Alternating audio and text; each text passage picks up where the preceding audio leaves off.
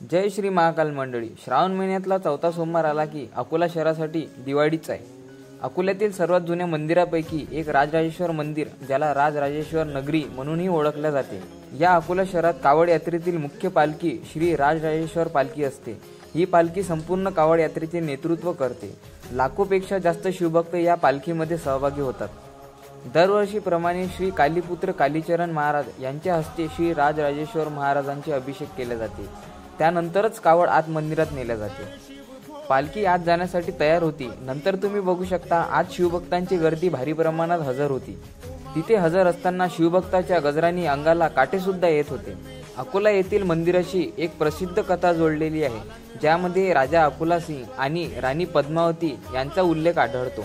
असे म्हटले जाते की राणी भगवान शंकराची मोठी भक्त होती आणि ती दररोज मध्यरात्री मंदिरात एकटीच जाऊन शिवलिंगावर जलाभिषेक करत होती.